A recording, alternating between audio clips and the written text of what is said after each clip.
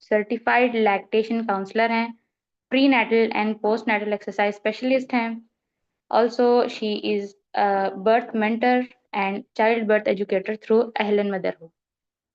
इसके अलावा she supports women from fertility to postpartum holistically.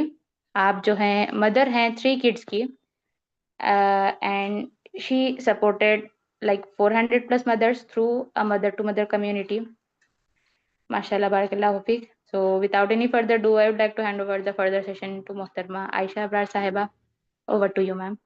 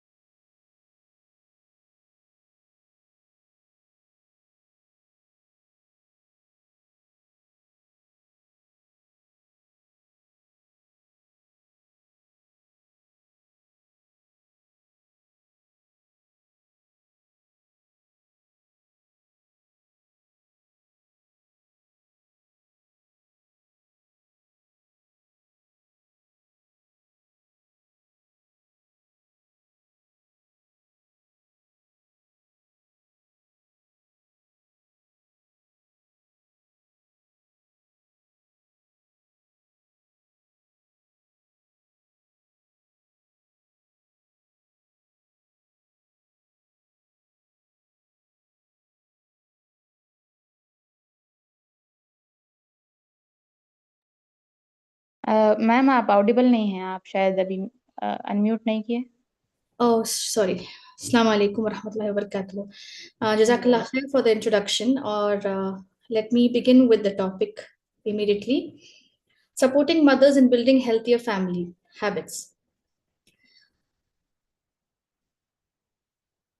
जैसे कि अभी ये टॉपिक है मदर्स को सपोर्ट करना in healthy family habits. So me being a lactation specialist, doula and unschooling mother of 3, as a lactation specialist मैं mothers को fertility में, breastfeeding में और postpartum pregnancy में support करती हूँ. तो in this way, in the general form, I will be also talking about how we can support mothers in building healthier family habits.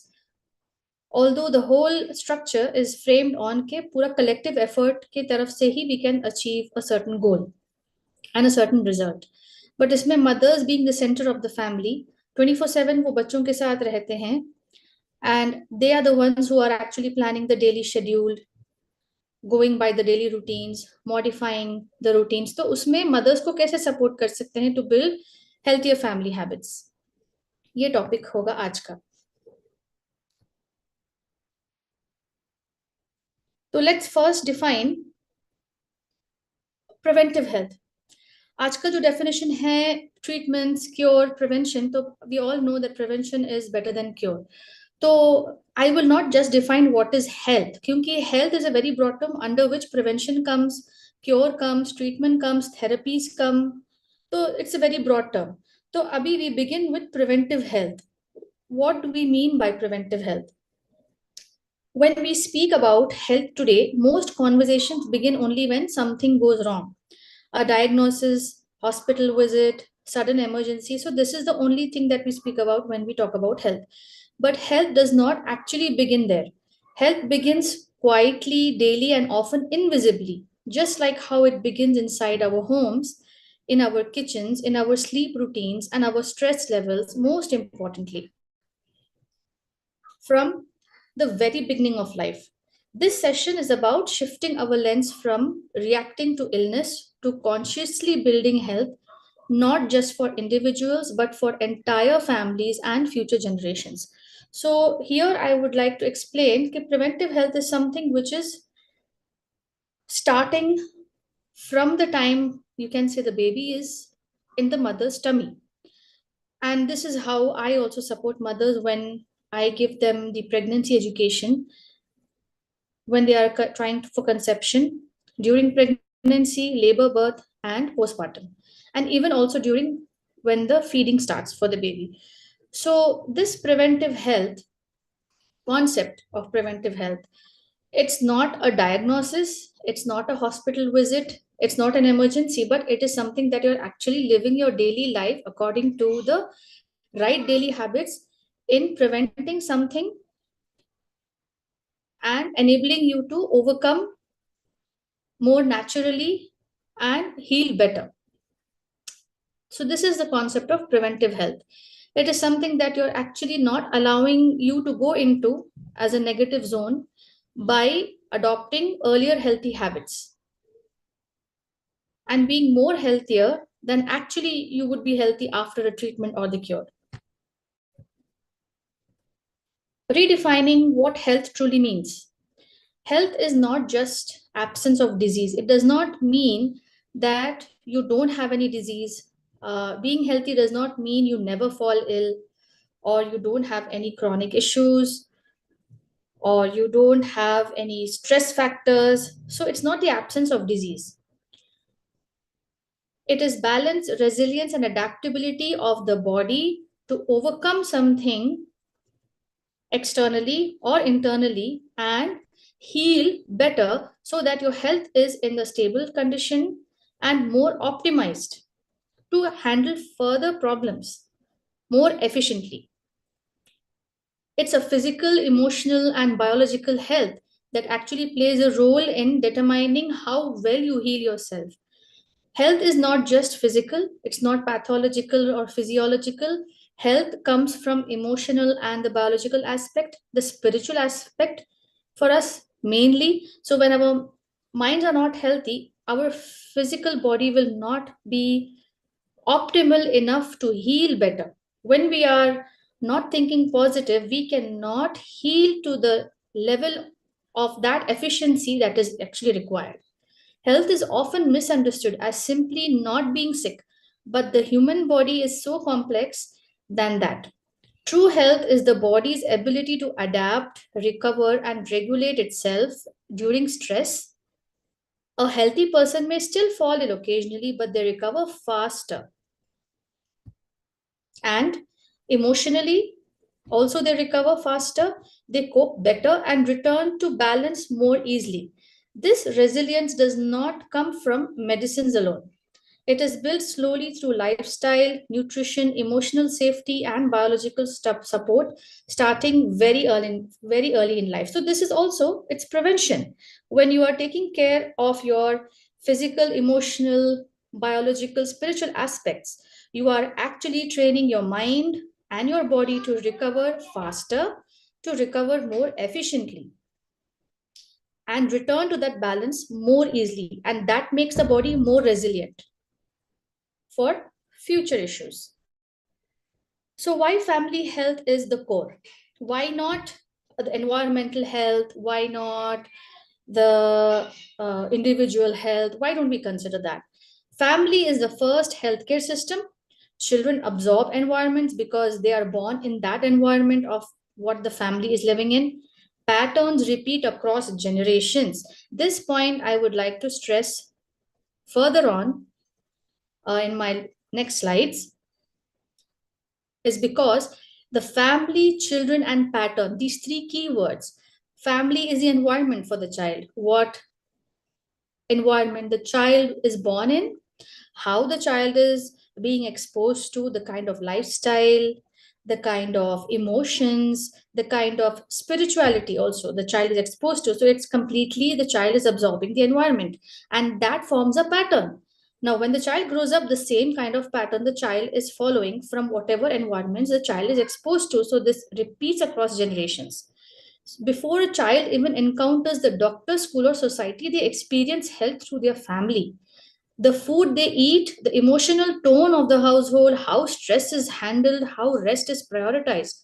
All of this shapes their nervous system, immunity, and metabolism. Even the metabolism depends on how you think.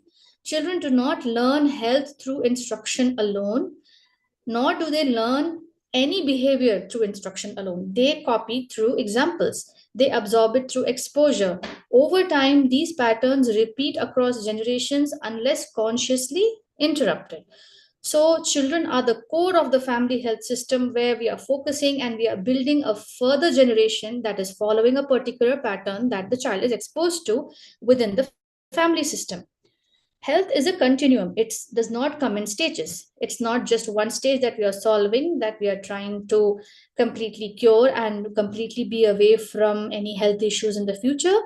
Health begins at fertility, it carries on during pregnancy and birth. Again, it carries on from postpartum breastfeeding, early childhood, and again coming back to the family lifestyle. And you can see it goes in a circle. Again, it goes back to the fertility, comes back to pregnancy. So it's a complete cycle. So if some negative aspect of health is introduced within the family system, the whole cycle becomes a vicious cycle where the whole generations are affected. One small mistake can lead to a very big health issue in the future. Like, for example, being a lactation specialist, I would stress even one bottle of formula can impact the whole generation's gut health when that baby grows up to be a father or the mother. And because of the gut system and the microbiome that they have been exposed to, they are passing on the same gut microbiomes to their later generation. If there is I don't think if you know about this, the gut microbiome of the grandmother influences the gut microbiome of their grandchild. When the mother is pregnant, when the daughter of the grandmother is pregnant, she carries the microbiome of her mother, and that influences the baby she is actually having, the health of the baby she's actually having. If we have heard in India, we say, okay, when the grandmother has had all normal births, even the mother will have. So it carries on. That part of the generation carries on. The mother is actually the carrier of basically the gut system, the gut health for the baby, and how well she is treated, how well she is exposed to, how well she is educated enough to carry on with the health factor during this time of fertility, pregnancy, and birth. It makes a very big difference for her child and very big difference for the family system, provided that she is supported by her spouse and the family around her, which will impact her health and the baby's health positively in a very, very large way. We often treat fertility, pregnancy, birth, postpartum, and childhood as separate chapters, but in reality, they are just one continuous story. Nutritional deficiencies, stress factors, gut imbalance before conception affect the pregnancy in a very negative way. Pregnancy experiences influence birth. Trauma in pregnancy does influence the microbiome, does influence the mother negatively because of stress, and it in turn influences the breast milk that she's carrying, and the baby is affected negatively. Birth influences breastfeeding. Breastfeeding shapes the infant gut health, and it again carries on. It's a cycle. And early gut health influences immunity, digestion, and emotional regulation. Nothing exists in isolation. And I would like to say, okay, every family health system is not an isolated effort of any individual in the family. It's not an isolated effort of just by not going to a doctor or just by including you can say one factor of healthy foods. It is also depends on where and how you're cooking your food, what are the ingredients you're using, what are the chemicals, even outside of the food sources that you're getting exposed to, like the bathroom chemicals. You have chemicals even within the cloth system, you have chemicals that you ingest in the air. So everywhere you have to look around as to what you're breathing, what you're drinking, what you're eating, how well you behave, what is in your mental health, what is your spiritual health. Everything plays a role if you really need to work for having a healthier future generation. Now, coming to the central role of gut health. Why gut health is because the gut health influences the brain influences the gut health. There is a gut brain axis. Immunity begins in the gut brain connection is always present. That gut brain connection keeps happening. When you're stressed, you know that your digestion is not fine. So, here itself, you know where your connection lies. When you're relaxed, when you're sleeping well, your digestion is better. your even immunity is better. So when your digestion slows down, your immunity comes down, and finally you get some issues like headache, stomach ache, bloating, gas. Another issues come as physiological issues when you're not eating well, or when you're not properly cooking a meal with the right ingredients. You get the digestion issues, again leading to the gut brain connection, because when there's a digestion problems, you're not able to think properly, you're not able to function properly during the day, so your mind is affected. There is something called brain fog that happens. You're not alert, you're irritated, so your hormones go out of order, everything. So gut and brain connection is also a two-way relationship. When the gut is healthy, the brain is healthy. When the brain is healthy, the gut is healthy. Hormonal and emotional regulation is what happens when your gut brain connection is good, and the immunity also is very good. The gut is not just a digestive tube, it is a command center. A large percentage of our immune cells reside in the gut. The antibodies, the enzymes, the lipids, the digestive enzymes, the amino acids, everything is present in the gut only to start off with the full healthy functioning of your body and your brain and all the organs in the body. Neurotransmitters that affect mood and behavior are produced there. Hormonal balance, inflammation control, and stress response are all connected to gut health. When the gut is supported, the entire system functions more smoothly. When it is compromised, multiple systems begin to struggle, often silently at first, because you will never get any symptoms. For many weeks or months, or even sometimes years, you don't have any symptoms when you're not actually focusing on what your body is trying to tell you. So you need to listen to your body, you need to listen to your digestive system. When you actually start getting in the idea that something is wrong, like maybe you're getting a series of burps, you're getting a lot of gas, then there is some problem in your body. It's not just a normal bloating issue. For any issues, there is some pain in part of your hand when you're moving somewhere. It's not just some part of a pain that is just getting solved. You need to find out the root cause. When you find out the root cause and the role of the gut health there, what you had eaten earlier, whether you have slept well or not, whether you had taken stress, whether you had overworked, all of these factors, when you take into consideration, these things are actually better for you to heal from where it has started. And it is easy for us, even not being doctors, to actually find out what is the root cause, because when we understand our lifestyle, when we understand our daily routine, when we remember what we have eaten and how well we have lived in the past few days, what are the new things that we did, what are the things that we missed, so it makes a better note for us to reframe our next day and resolve that issue, so that our gut health is much better.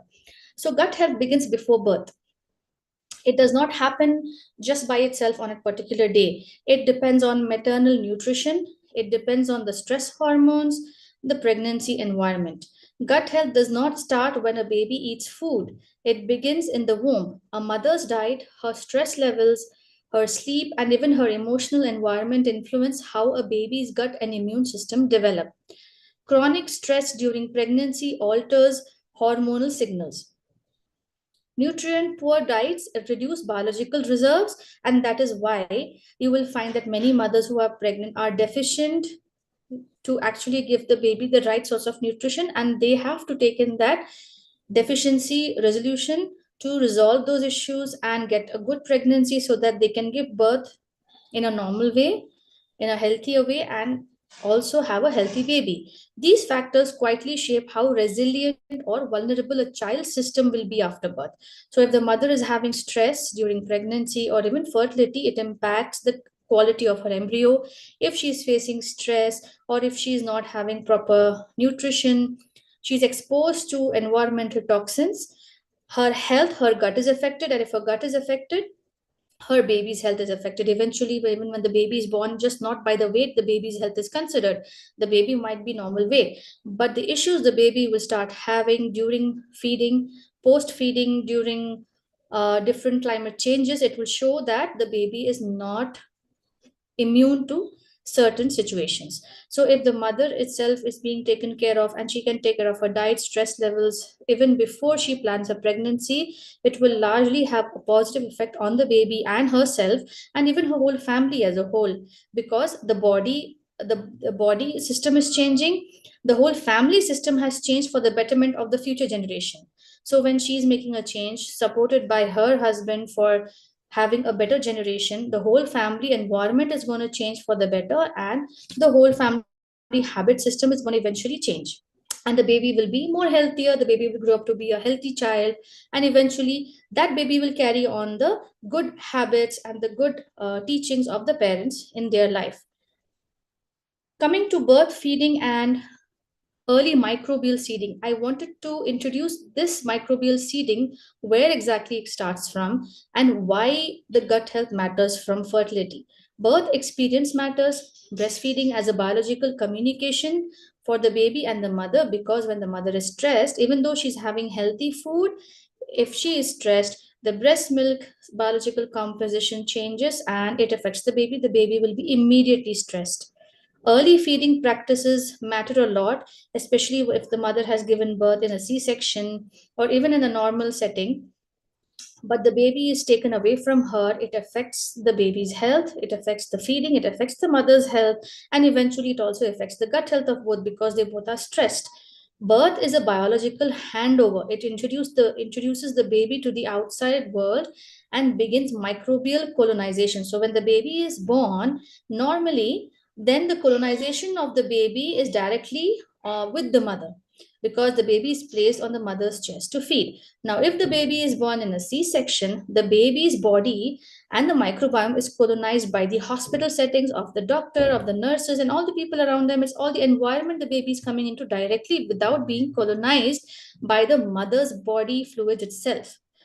So here, the breastfeeding, when it continues this process, it's providing not just nutrition but immune signals, enzymes, and protective factors that guide gut development. Early feeding choices either strengthen the foundation or disrupt it. These early months are once in a lifetime window that is called actually the golden hour after birth, because that golden hour is going to decide how well the baby is going to thrive and survive in different atmospheres, in different settings, and have a good immunity. That is why it is called the golden hour after birth, where the baby is supposed to be only with the mother and to feed and successfully have a good journey with the mother alongside when the mother is back home. So these early months are once in a lifetime window for the biological programming for the baby and the future generation. So here, generational gut health patterns pass silently. You will not know how the gut health is coming up and down, or how is it changing within the baby system or the mother system. Stress and diet imprint the biology because they carry forward towards generations. Yes, change is possible. Many families see repeating patterns. If you notice in your own family, you will see digestive issues, allergies, metabolic. Allergies are actually termed as saying that it's just an allergy and you just need to have some allergy tablet to go away. But allergies are actually leaky gut syndrome. Metabolic problems, emotional dysregulation, all of these are actually carried forward because of the gut health of your previous generations that you're actually carrying unknowingly right now. But when you go to the root cause and resolve it, it is possible, and the change is possible. It is not reversible, and it has not been imprinted in your DNA for these chronic issues to be coming over and over again. And you are able to make a change by making small changes within yourself, in your environment, in your food habits, in your daily routine, in your stress factors, in your sleep factors. This is not a coincidence. Biology remembers. But this is not about blaming all of you, it is about awareness. So once we understand that patterns are transferable, we also realize that they are changeable. One generation can become the point where the cycle shifts, and this could be our own generation. So, daily lifestyle inputs that shape health. Food quality and timing shapes your health. Sleep and circadian rhythm shapes your health, and emotional safety at home. These are the revolutionary factors that actually shape your health to the better. Health is shaped more by daily inputs than occasional events. You have to make a daily effort for changing your health. You can't just change one thing at one single time and expect a result. What time meals are eaten, whether sleep is protected, how conflicts are handled at home. Marital relationships play a very important role in how well you are actually bringing this change to the better for your family, for your kids, and even for yourself and your partner. These are powerful biological signals that are actually sent in your brain and gut axis, which reframes and rejuvenates the whole body system. A body constantly exposed to stress, irregular meals, and poor sleep shifts into survival mode. Over time, this affects digestion, immunity, hormones, and emotional stability. And we know that where there are marital issues going on, we will not find members of the family over there being so healthy. They have, it's actually also goes into binge eating, it goes into sweet cravings, because your body is being deprived of certain things when you are stressed. So you will want to relax yourself by eating what your mind and body wants at during that time. So when we start slowing down in our fast paced life and trying to resolve those issues at the root level, these things are going to be solved to a maximum extent, and it becomes a part of our second nature where we are able to make a good change for the future generation. Some of the early signals that the body gives are when we are stressed or when we also have not eaten the right kind of food are digestive discomfort, poor recovery pattern, frequent illnesses. For every change in climate, it's not necessary that we have to fall ill. Emotional dysregulation with the hormones, with the cortisol levels, with even the emotional outbursts that we have, the mind fog. The body always communicates before it collapses. Gas, bloating, constipation, frequent infections, fatigue, irritability, or emotional outbursts are not normal phases to ignore at all. These are not normal. And even many doctors, when we go with these common illnesses, they say it's something normal, just have this medicine and it will go away. But they're just treating the symptoms. It's not that I will ever advocate not to go to a doctor, but we need to know when to go to a doctor and when it's the true complication that is making us go to the doctor. Every cough is not an emergency. Every fever is not an emergency to go to a doctor. First, try to find out how did the fever come? What has been happening in your home? Is everyone getting the same pattern? What are the environmental smoke or any environmental factors that you're exposed to? So all of these factors need to be considered before you actually even put that medicine in your baby's or in your child's body, even in yourself, because you know best what you have been exposed to before falling ill. The doctor is just going to treat the symptom. The doctor will not sit and talk to you about your previous life and previous days, what you have been eating, how stressed you have been. It's not going to happen that way. The doctor's job is to heal you. They will heal you to the level that they know best and what the symptom that they have seen come in front of them. But we as people, as Muslims, we are responsible to treat ourselves and prevent future issues from happening, prevent our health getting deteriorated, because Allah has given us this body, this mind, to protect ourselves from negative aspects, even spiritually, emotionally, physically. So it is an amana. We have to treat it like an amana and take care of what Allah has given us, right? So when these issues are addressed early, they often resolve gently. When ignored, the body compensates and it is at a cost. So when the signals are ignored, compensation leads to imbalance. By just treating the symptoms, you are not balancing your body. You're just trying to remove some part of the dirt that has been there and it's still sticky, but the dirt can come again. So you need to remove the cause of the stickiness, right? So from functional issues to disease, higher interventions can be later. So for example, if you're just, again, when you're just removing the dirt from top and you're not seeing why the dirt has entered on that table, it's still sticky, you need to remove that sticky area, right? You need to know what that sticky area is. But if you just keep removing the dirt will keep coming again, and maybe it'll become more sticky when you're just brushing it off with your finger. More dirt will stick, it'll become more black. So you need to remove the cause of it. When early signals are dismissed, the body adapts to unhealthy ways. Digestion weakens, immunity becomes reactive, inflammation increases. What began as functional imbalance slowly progresses into a chronic disease. This is where the chronic disease come up, when you have not resolved initially what has been actually happening inside and the root cause is not addressed. At this stage, interventions become stronger because they are going to treat the symptom over symptom over symptom is going to be treated over and over again. And you will find that your doses of your medicines have increased. At this stage, when interventions become stronger, they become more invasive and more expensive, physically and emotionally. So, here I would just say that this healthcare model that we have around us, it's a crisis-based healthcare model. It's a reactive approach, it is symptom focused, and it is a late entry. It's not the initial entry at every, again, as every cough will not send you to an emergency. Modern healthcare excels at emergencies, and we are grateful for that, but it is largely crisis-based. It steps in when disease is already present. What we are trying to prevent ourselves from getting the disease by adopting healthy habits. This model does not replace the need for preventive care. In fact, relying only on crisis care is like repairing a roof only after it collapses. So, how do we do this? How do these small changes become long term health impact?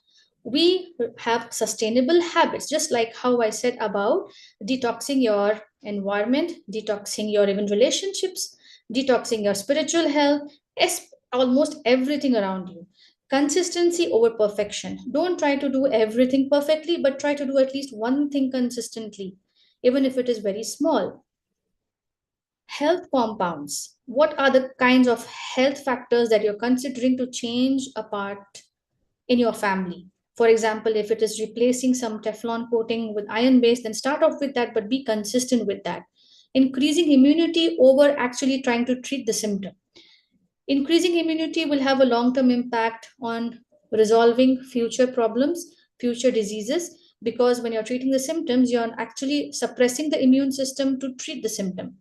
Emotional stability matters a lot when we are connected to Allah subhanahu wa ta'ala, when we are studying our religion, when we read the seerah of the Prophet Muhammad sallallahu alaihi wasallam. That is itself a very positive factor where we can learn what trials and tribulations he went through and how he dealt with them, so we become stronger emotionally. Tawakkul in Allah, reliance on Allah, all of these factors are going to bring us emotional stability. Learning about our duties as a wife, learning about duties as the mother, and as the, you can say, the neck of the household, where the leader is the husband. He's the driver, but you're the manager of the house. You're the shepherd of your house. He's the shepherd of his people under him. You're the shepherd of the people under you. So as a mother, you being emotionally stable is only going to actually help the family resolve further issues and even the present issues.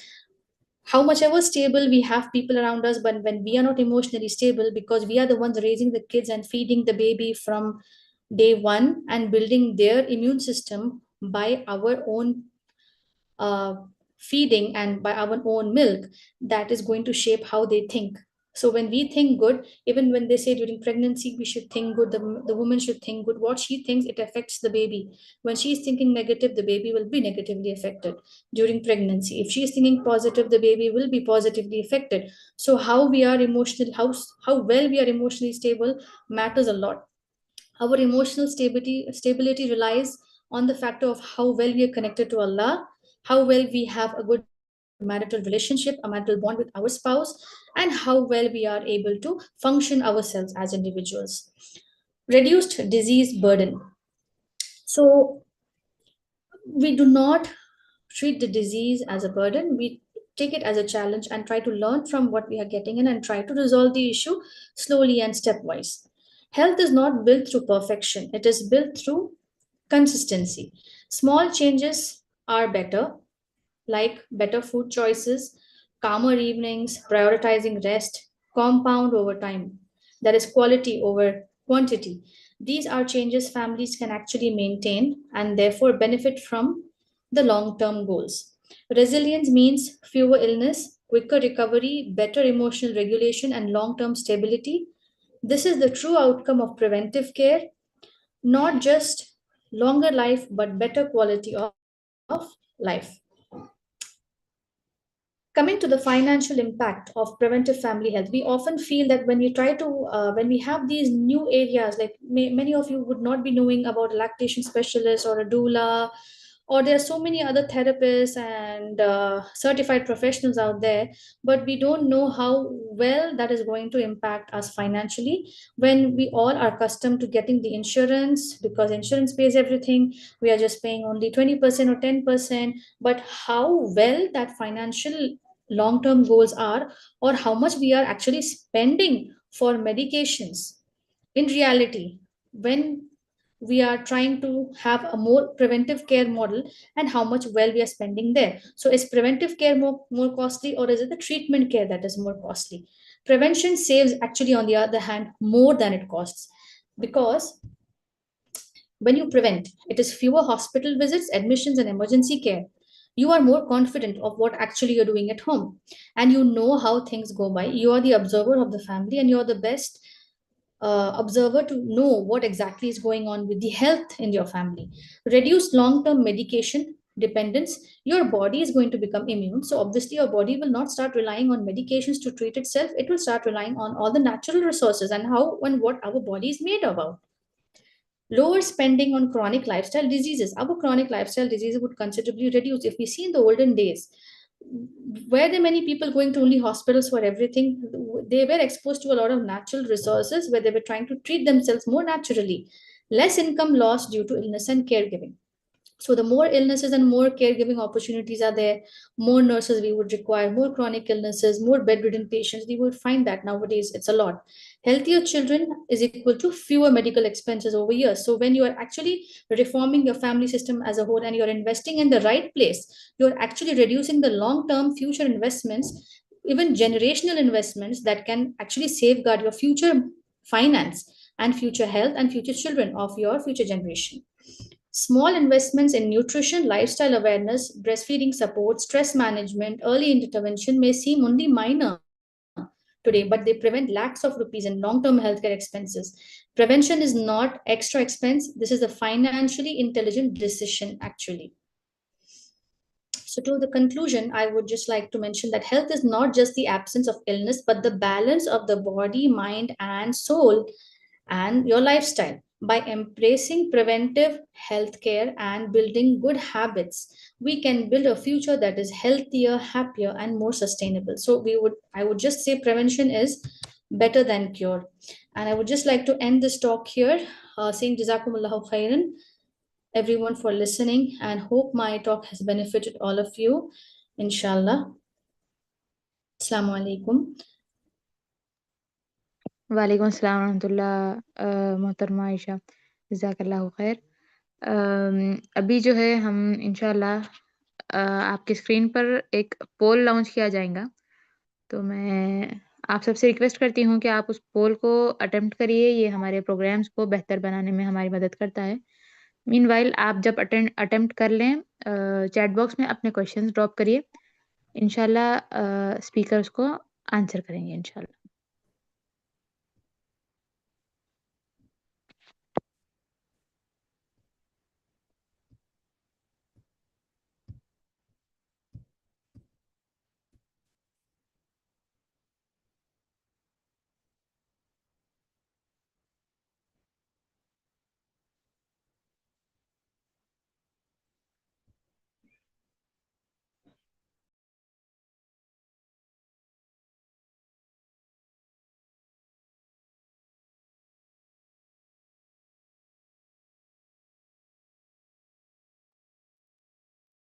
एक question आया है यहाँ पे, is it okay to take calcium and multivitamins regularly?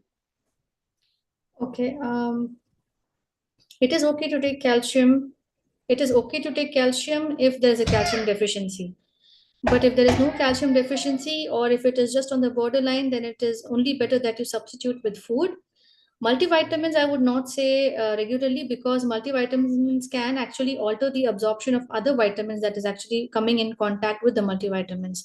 So you have to take the deficiency which you are largely deficient in, for example, calcium, iron. So separately, you need to take them from sometimes at different timings of the day. Iron is taken best with vitamin C, calcium with food. So it depends. Multivitamins is something that may not allow your body to absorb everything so well during the same time. So it's what your body is deficient in is what you're just trying to add up to.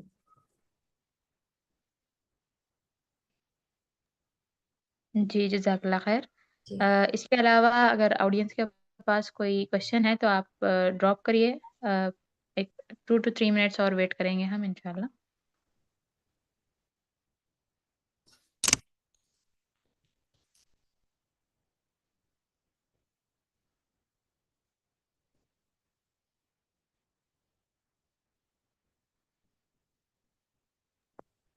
Okay, एक और question है यहाँ पे. So through which test we will come to know the deficiency. Okay. ये जो tests हैं, you will get them like it's the blood test. CBC is one test to understand about your hemoglobin. But if you are deficient in magnesium, for example, all the tests in your lab, the diagnostic center will not cover it. Magnesium is a separate test altogether. So there are a list of tests that I usually advise for the mothers, depending on their symptoms, yeah, their lifestyle. But usually women are deficient in magnesium, so you will have to add that as a separate test in your blood test when you're getting tested for CBSE or electrolytes. So usually it's the CBC and electrolytes actually that you would come to know. Iron profile, CBC, electrolytes is the three top tests that is suggested for the woman to actually have during before conception as after delivery. Okay, जज़ाकल्लाह खैर. एक और question है, how to improve gut health. I just spoke that in the talk. Okay, it's all the gut health depends on your mental state, stress levels, what you eat, what you put into your mouth, how well you sleep, your daily routine, your body's circadian rhythm, your sleep schedule, your emotional health and your spiritual health. Everything actually affects the gut health. But scientifically, gut health is affected by the seeding of the microorganisms that the baby has when it's born, and the fermented foods will improve the gut health, like dahi, yogurt, dosa, the fermented rice cakes we call it. So dosa, idli. So these are the vinegar, the sour foods, they improve the gut health because they have good probiotics. So gut health is basically having good probiotics in your body, and prebiotics like garlic, banana, these are good prebiotics, honey, water. So this is physiologically.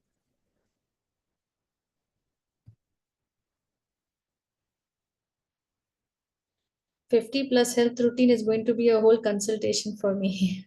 I'm not 50 yet. So um it is just, I think, the same because someone of the age 50 can the body can act like an 80-year-old, but for someone of the age 50 the body can still act like a 45-year-old because of how they have spent their life and their mind. So it's very different to different people. Barakallahu feek.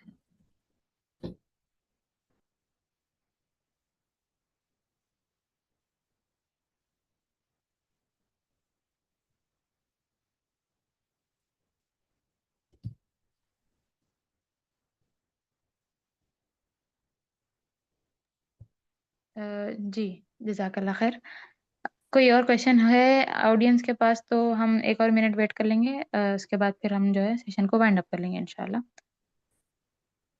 What is the mind body influence. Mind body influence is the gut and brain influence. Like if your mind is healthy, your body is healthy, because how much healthy you eat, your body will not be healthy if you are thinking negative about that food. वो खाना असर ही नहीं करेगा. It will not benefit your body at all, how much ever healthy you eat. But if you're thinking really bad about that food, yeah, that you're having depression, depressive thoughts, a depressed person can still eat healthy but still be depressed, right? So a depression can lead to a lot of other mental health issues. It can lead to even weight loss in spite of eating well, just by thinking negative. So that alters the composition of the body. So that's how, even if when your mind is healthy, you're thinking good, but you're feeding your body with junk. You can't think the junk food is so healthy for me that I can be healthy. I will be immune to all problems. I will not fall ill. You still fall ill because you're putting in junk. That's how it has to be. There has to be a balance with the mind body system. So this is how you keep your mind body influencing each other.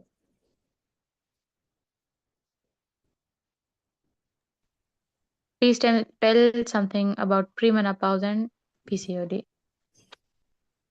Premenopause and PCOD is usually after the age of 40 for many women. But sometimes it's early for some, late for some. It depends also on your generational gut health. The time your grandmom or your mother has got perimenopause, you will be likely to get during the same age. It can also depend on the environmental factors that you're exposed to currently. Like, for example, if you are having a lot of hormonal issues currently, you might have earlier perimenopause if you're not active, if you're not even mentally stable or healthy, facing a lot of stress. It All these factors come into play for reaching perimenopause. Your deficiencies will play a role, basically. So your deficiencies come because of stress and unhealthy food and the environmental toxins. So if you're detoxing your body from all of these three things, you can delay perimenopause, you can improve on the symptoms of perimenopause, and balance your hormones. So always the hormones have to be balanced. PCOD is also imbalance of hormones. It is all temporary. PCOD is basically temporary. There is something called a temporary and primary and a secondary PCOD. Primary PCOD is basically something that you will not find ovulation happening regularly or the eggs not releasing properly even during ovulation. But for secondary PCOD, it is because of the endocrine disruptors, because of the environmental factors around you, that everything is happening fine in your body, but it is not happening on time. Or if it is happening, it is happening with great difficulty. You might have a lot of pains before your periods, and you will have a lot of health issues, symptoms before or during PCOD. It is all because of the environmental toxins. So it has to be actually taken, your health as your historical assessment has to be taken before understanding perimenopause and PCOD. But all of these can be stabilized with hormone balance, and hormone balance is again treating the deficiencies always. How do you treat the deficiencies is again by balancing your stress hormones, your lifestyle, your mental capacity, your thinking abilities, your relationships around you, your spiritual health. It's not only just treating one factor. Nothing by one factor is going to treat anything. That we have to remember. We often rely only on one thing and expect a result for everything around us, but we cannot. And that's not how the world works. It has to work in a group, right? The earth is also revolving, and then only we are able to see when the sun is moving, when the moon is moving around us, we are able to see the day and night. It's not just one thing. So we have to know about how our bodies are also going to function. It's all the mind, body, and soul that plays into action even parallelly. So premenopause and PCOD are a part of life, but PCOD is mostly because of the external influences, the environmental toxins that we are exposed to, what we eat in Teflon coatings, the junk, the refined oils. All of these lead to PCOD.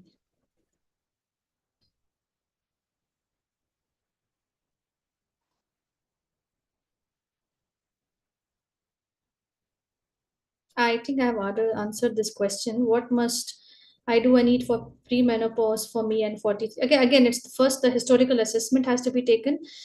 We cannot blankly tell one person to eat the same food when the other person is of a different age and having a different environmental exposure in their family house. The lifestyle is if different, the activity is different. They are living in a different climate, so it cannot be a single answer for someone going through perimenopause and PCOD, because we are all different. We are an Indian culture, but one set of care plan can be same. The basics, like eat more of fermented foods like dosa, rice, dosa, idli, dahi. So these are common, but to actually know when and how to have it, which time of the day and what time of the age you should not be having, it or depends on the historical assessment. And I just don't give everyone one checklist for resolving your issues at that particular age or particular location, because we all are different, our lives are different, our stress levels are different, we are not facing the same life, each one of us. So PCOD, again, at that age, the general advice can be that you need to remove all the toxins around you, from the home, from food, from bathrooms, from chemicals, perfumes, creams, powders. Everything that is perfumed can alter your endocrine system, and that leads to PCOD. In short, because I have done this personally with myself, with my kids, and we have seen the difference. Where normally, when kids are even growing up and they're exposed to different toxins, they end up with eczema. And Alhamdulillah, my kids didn't get that. Usually, it happens with many other factors. So we are able to save at least someone small change is a very big result for us. So that matters. Okay, ma'am, Jazakallah khair. Uh, do you offer consultation? अगर कोई details है तो आप chat box में डाल दीजिए, तो audience जी, उसको उससे फायदा उठा सकते हैं. Right, okay. Appointments,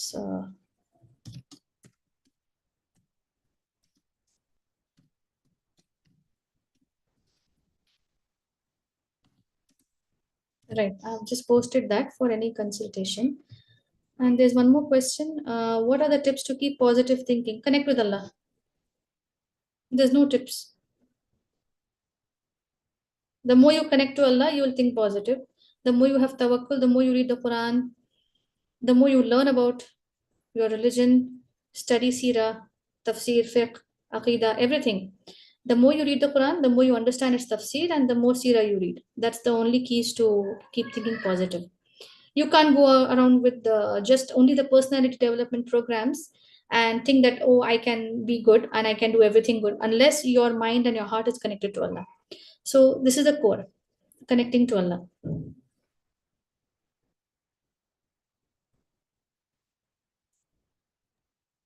okay ma'am, जज़ाकल्लाह खैर. आई गेस ऑडियंस के तरफ से और मज़ीद क्वेश्चंस नहीं है, तो इंशाल्लाह हम जो है सेशन को वाइंड अप करेंगे यहाँ पे.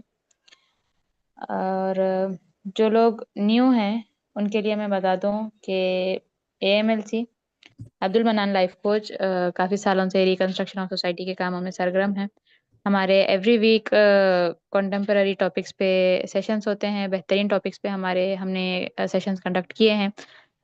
रिकॉर्डेड सेशंस यूट्यूब पे आपको अवेलेबल मिलेंगे. आप चाहें तो आप जो है चेकआउट कर सकते हैं. हमसे जुड़ने के लिए चैट बॉक्स में अभी आपको एक लिंक नज़र आएंगी. एक्टिवली आपको व्हाट्सएप से हमारे अपडेट्स मिलते हैं, तो आप हमारा व्हाट्सएप ग्रुप ज्वाइन कर लीजिए. यूट्यूब पे रिकॉर्डेड सेशन से आप वो सुन सकते हैं इंशाल्लाह. वंस अगेन जजाकल्ला खैर टू मोहतरमा आयशा अबरार. आपने जो है बहुत ही बेहतरीन अंदाज में सेशन कंडक्ट किया और बहुत ही क्लियर वेज में आपने जो है टॉपिक को रखा. अल्लाह ताला आपको इसका खूब खूब अजर दे, हम सब के लिए अमल करना आसान करे. आमीन. मजलिस की दुआ पढ़ लीजिए. सुब्हानल्लाहि व बिहम्दिही सुब्हानकल्लाहुम्मा व बिहम्दिका नशहदु अल्ला इलाहा इल्ला अंता नस्तगफिरुका व नतूबु इलैक. जज़ाकल्लाहु खैरा. अस्सलामु अलैकुम.